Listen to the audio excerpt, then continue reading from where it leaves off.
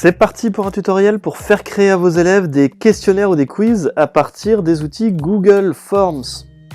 Alors pour ça, on se connecte d'abord à son compte Google.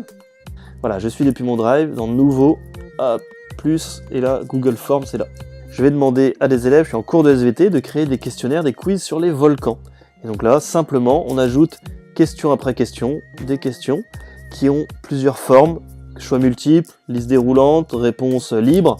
Voilà, moi ici je choisis des choix multiples pour une question sur les types d'éruptions.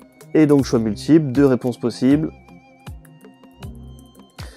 Voilà, et là moi j'imagine que dans mon questionnaire, pour l'exemple, j'ai une seule question, on peut en ajouter un nombre infini autrement en tant qu'élève.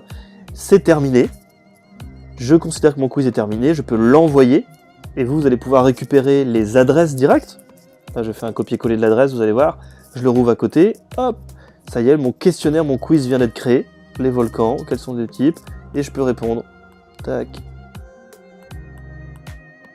ça y est, ça a bien été enregistré. Mais on va pouvoir aussi intégrer ce questionnaire-là, donc soit vous récupérez le lien direct, soit vous récupérez comme d'habitude sur ces sites-là, le code, si vous avez un blog, ces codes iframe, là ça permet d'intégrer ça dans un blog.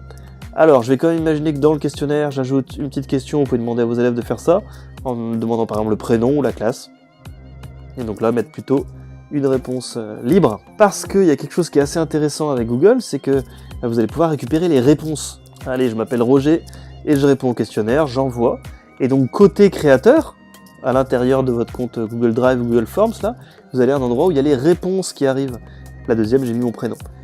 Et en faisant créer une feuille de calcul, ça va vous générer un tableur avec les différentes réponses qui vont apparaître dedans. Vous allez voir, boum, apparaître mes 2 réponses. Ça y est, c'est Roger a répondu au questionnaire.